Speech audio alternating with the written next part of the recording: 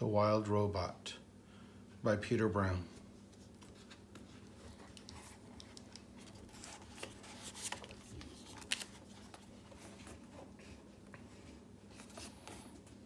Chapter 62, The Return. It was a quiet afternoon on the pond, but the quiet was gradually being overtaken by sounds not heard around there for many months. The sounds grew louder and louder, and then a flock of geese appeared above the trees. Honk, honk, honk. Most flocks of geese move lazily through the sky and trail off in wobbly lines, but not this one. This flock was fast. It flew in a perfect V formation, and it was led by a small, graceful goose. The flock flew once around the pond before gliding down and gently splashing into the water. The geese gathered in a tight group in the middle of the pond. They floated there for a while, softly honking to one another.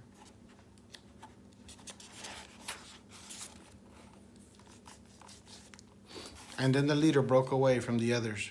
He swam straight towards the nest, waddled into the garden, and flittered up to his mother's shoulder. "Welcome home, son," said Roz. "It's good to be back, Ma," said Bright Bill. Chapter 63, The Journey.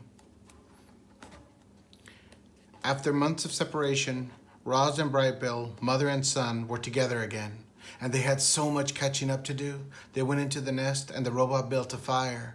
Then the goose gazed into the flames and told the story of his winter. This is what he said. "We spent the whole first day of our migration flying over the ocean. It seemed like the ocean would go on forever. But just when the flock was getting tired, Longneck pointed to some tiny islands on the horizon. We flew down to one of the islands and ate dune grass and rested our wings. After a few days of hopping from island to island, we reached the mainland and continued over fields and forests. And then the snow began to fall.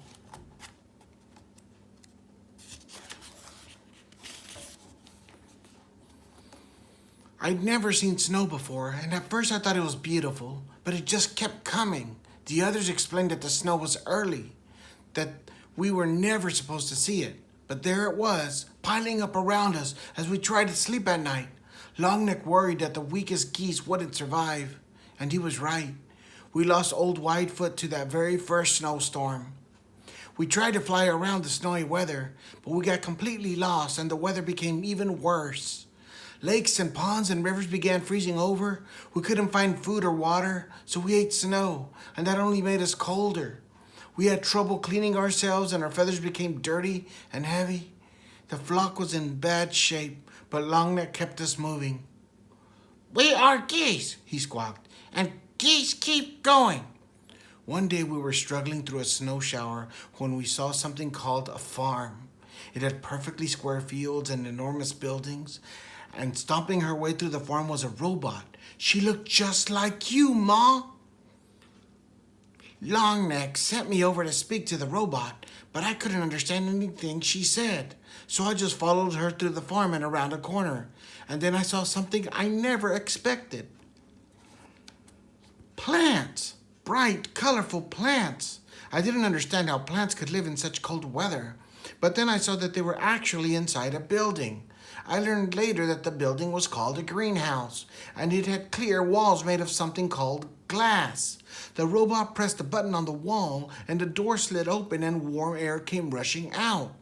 I hadn't felt warmth in so long that I just had to follow her inside. Ma, it was like summer in there. The air was warm and sweet and sticky, and there were rows and rows of different plants. The robot didn't pay attention to me, so I wandered around the greenhouse, nibbling on leaves and drinking from puddles. Then I heard a scratchy voice behind me. "If I were younger, I would have killed you by now."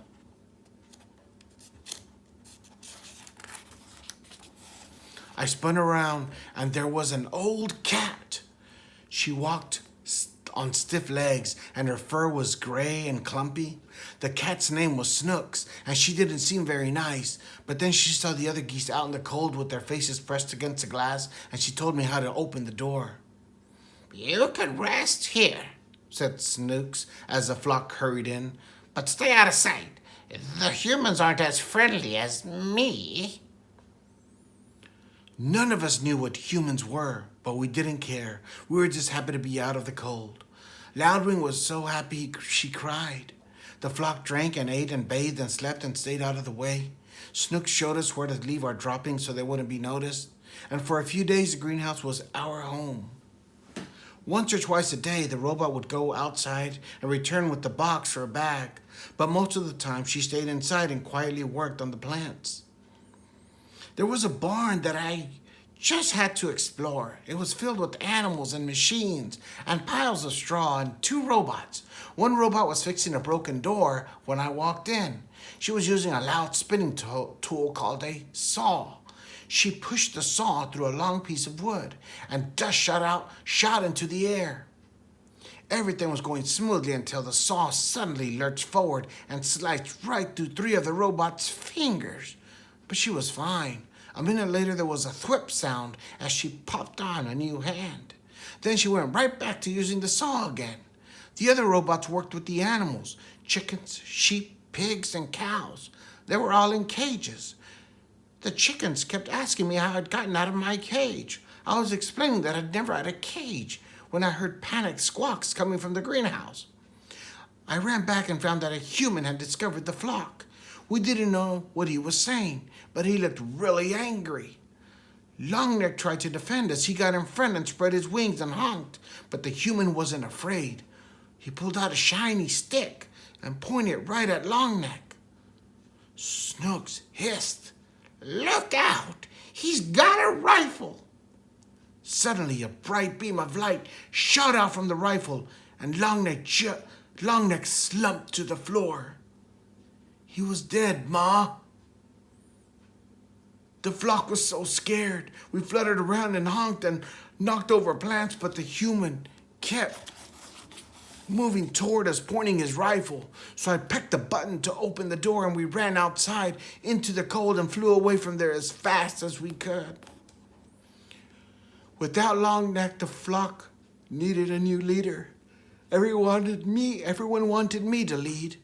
I didn't know what to do, so I started by repeating Longneck's words. I squawked, "We are geese, and geese keep going." Then I took the point, and the flock spread out behind me. The weather had us all turned around, and nobody knew which way to go, so I just led us straight south. We saw more robots and humans and buildings, but we didn't stop. We knew we were way off course when we saw the ocean again, but at least it was a little warmer by the water. So I decided to follow the coastline for a while. There were more buildings by the coast. Most of them were on land, but some were in the ocean. The ocean buildings were dirty and crumbling and leaning in different directions. There weren't any humans or robots in those buildings, only sea creatures. We saw ships on the water. We saw ships on the land. We even saw ships in the air. They buzzed through the sky like giant dragonflies. And then we reached a place called a city, where thousands of buildings and robots and humans and ships were all close together. When we stopped to rest on a rooftop, we met a friendly pigeon named Graybeak. She had grown up there, so she knew everything about the city. She flew us over towers and under bridges and kept us away from all the buzzing airships. And everywhere we went, there were robots. Some of the city robots were just like you, Ma, but others crawled on 6 legs, or rolled on wheels, or slid up and down the sides of buildings. Some robots were really small, and some were really big. They moved things and cleaned things and built things and did every kind of job you can think of. Graybeak brought us down to a ledge on the side of a building and told us to look through the windows. Inside was a family of humans, and they had a Ross robot. When we looked into other buildings, we saw other humans with other robots. Every human seemed to have a robot. I told Graybeak about you, Ma, and she wanted to show us one last place. We flew out to the edge of the city to a really big building called a factory. Graybeak brought us to the roof windows, and we looked down into the factory and saw machines building sparkling heads and torsos and limbs. The factory was building robots.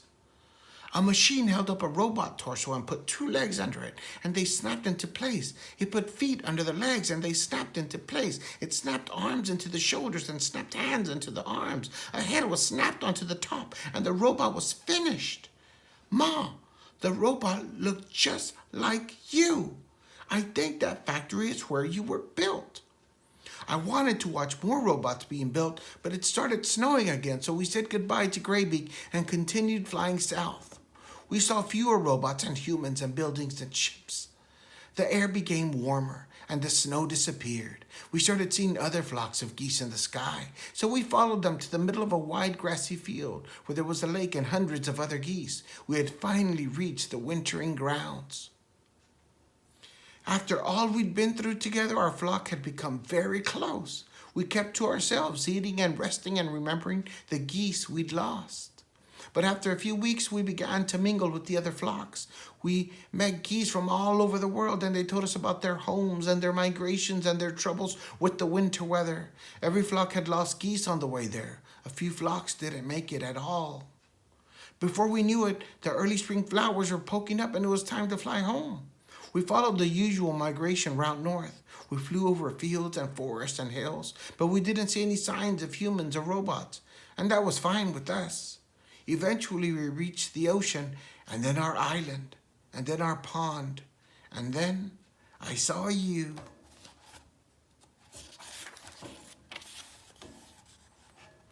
Chapter 64, The Special Robot.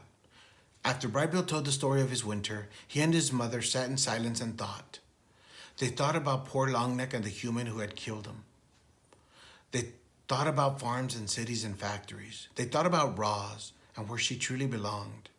Then after a while, Roz told Brightbill her own winter story. She spoke of her long, dark hibernation and of how she had awoken to find the nests caved in around her. She spoke of blizzards and frozen animals.